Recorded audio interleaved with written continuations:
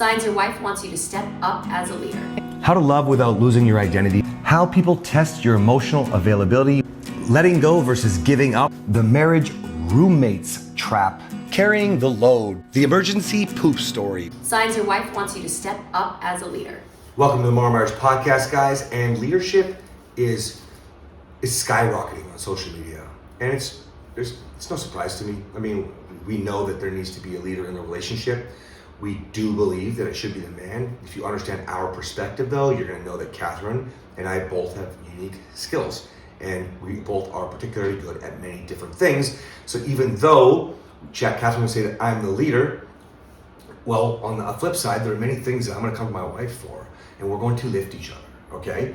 And one of the most common things that you're going to see here against this is women have been forced to not have a leader. Okay, starting from their parents, bad role models, just like men, okay, all the way through broken relationships. That's why a few episodes back I mentioned, I think it is such a gift. You can give your wife the safety she never ever had in her life, okay? Leadership is no exception, because keep in mind, safety is integral for leadership, okay? Now, even though Kathryn would say I'm the leader, I'm gonna come to her, and when that happens, okay, you know, she's going to come back at me if I do something wrong. She's going to hold me accountable for it if I make a mistake, okay? Now, signs that you have this going on is that when you don't have the resistance, oh, sorry, buddy, did I get him? No, you didn't. I was just moving your elbow so you don't get him.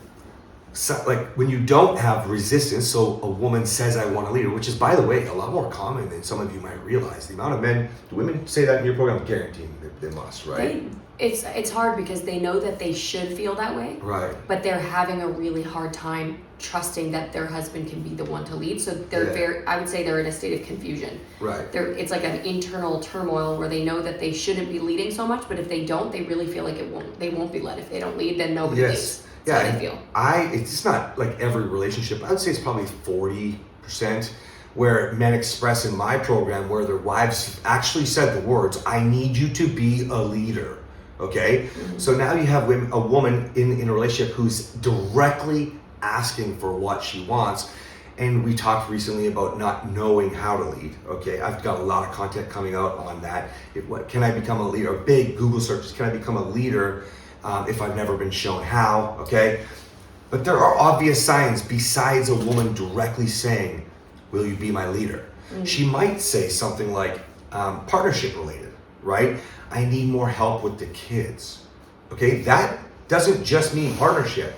That means stepping up and stepping into the home and being involved, A, as a decision maker, B, decisions with your wife and kids in mind always, okay, and of course core values and such.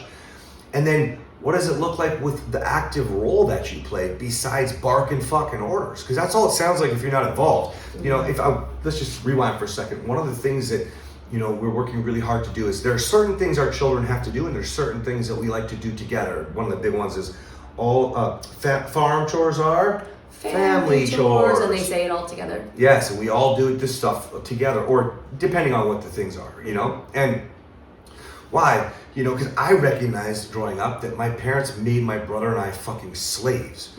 And we didn't understand what leadership was. We didn't understand what teamwork was. You had a twin. It didn't fucking matter.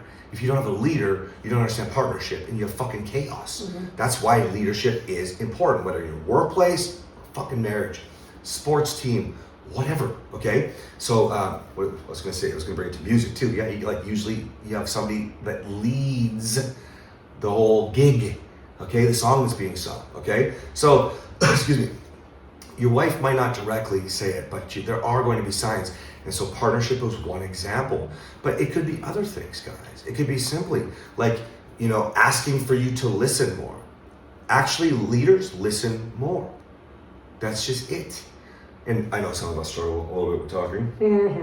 You don't struggle with talking. That's what I meant. Yes. So, what I'm talking about is always kind of like the example. So if your wife has a better behavior when you have a bad mood and she's leading it, that's her showing you as a sign that she wants a better leader. Why? Well, because if she doesn't want to be fucking screamed at, if she wants to have a normal conversation, which by the way, yes, that should be normal in your home, okay, where she doesn't have to worry about that sort of thing. That is a direct sign because she's leading by example.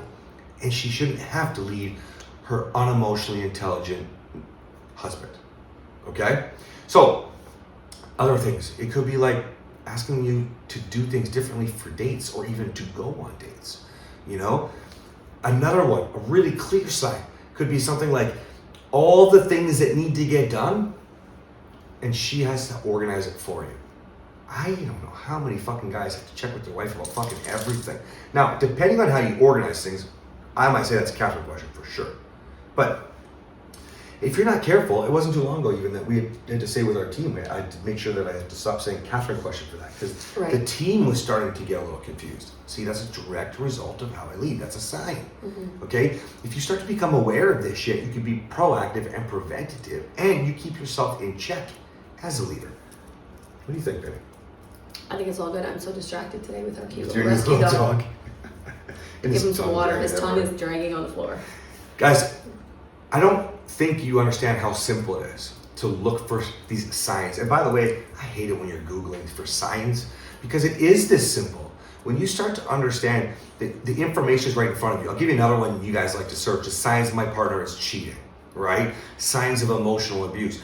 You guys, I understand that there is a lack of knowledge and I totally get searching, Google AI is awesome for a lot of things now, but sometimes it's right in front of you. And I think that's even more important for you to realize because there wouldn't be signs to look for if you're actually present in the relationship, but you're probably looking for those signs while you're in the relationship. And then that's why you make excuses. Excuses? That's why you make excuses. Because it'd be easy to say, okay, I'm looking for signs my wife is looking for a leader, okay? But when I'm with my wife, I'm missing it all because I'm not really present. I'm literally thinking about what does she want? Why is she not following? Here's my justification. Well, she's kind of a type A control freak, this one here. Like, she's fucking brilliant and she's not somebody who needs a leader, quote unquote, right? I saw your smile on the camera. You go, I'm just thinking, I'm this type A control freak. That's kind of true. Yeah, but I say this in a loving way here. This is a strong ass personality, guys. I couldn't have a superpower couple. I need a very strong leader. I need a very strong leader. So for me to surrender control, I need to trust that person to do something. And the other thing we say with our kids is when we do it, and they'll say, we do it well. Yeah. And so that's part of the reason that I like to maintain control is because when I surrender control, if the ball gets dropped, if it doesn't get done well, then I should never have surrendered control. So that's where leadership comes in. Mm-hmm. The reason that I'm a bit of a control freak is that it calls him up. He is aware that he has to do things really well so that I can trust him and I can depend on him, and I know he's not only going to do it well, but he's going to do what he said he was going to do. He's going to take initiative, all those things so that I can trust him. It's still, internally I'm still a little bit, I struggle with surrendering control. Come here, Dante. Here's a really, really good real-time example. So we've got this couple new dogs here. Okay, let's look at this one here. Come here, baby. Come on. Oh, Lucy, come here. Come here, Lou. Come on, Lou. Come on. Oh, she's massive. Oh, come on. Like, look at this puppy. Look at this puppy. Oh, gentle. Oh, she's such a good girl. Oh, we wrestled so much this weekend. Okay, so this is Lou. Lucy is 3-year-old, Great Pyrenees, and she's a livestock guardian dog. Okay. Now, leadership. Kathryn taking control. Kathryn has been able to relax knowing how much I'm falling in love with this dog, even though, she's gone a little bit rough with the goats, okay? I have to train her to guard them more than play, okay? And she's even gone after our little dogs a little bit to show some assertiveness, right? To gain authority, okay? And one of them was her favorite dog. Oh my gosh, he went after Finn. She went after Finn. Yes, and so this is an example of why leadership matters, because Kathryn could act in the fear and automatically be like, oh, okay, well, I don't know if she could be here, right? She's gonna hurt Finn, freak out. So Kathryn doesn't have to take control because she knows that I'm on it with Lou, right? And so I started doing a lot more research. It's gonna be a little different than we thought because we thought as 3 years she'd be ready to go, so to speak, with the animals, okay? 2, I had to start actually implementing. Right, so was one of the steps was the 15-minute perimeter walk, and I've already done 35 minutes, guys, and it's 11:25 in the morning. You know what I mean? I've already gone more than double, so Kathryn can trust that her leader will take over so that she doesn't have to be afraid. So even though I'm sure you panicked a little bit with Finn especially, right? I panicked multiple times. Yeah. The past couple days. And then when we were leaving to the podcast, I said, what should we do with her? I don't have my 30-foot lead. I prefer to tie her up right now if we're leaving, not leave her inside with the dogs. Kathryn thought about it for a second. And Kathryn said, I'm also not sure, why don't we bring her with? Right? Okay? There's an example of partnership. If Kathryn was okay, I would have been all right leaving her outside, not with the little dogs, inside.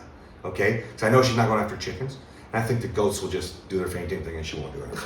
Right? They fainting goats is fucking cute. When she's trying to play with them and they just fucking, it's so cute. But it's okay as a leader to go to your wife and ask where she's at. Or vice versa, I guess, if many women are you actually leading right now. But then you have to be able to make a decision and go with it, okay?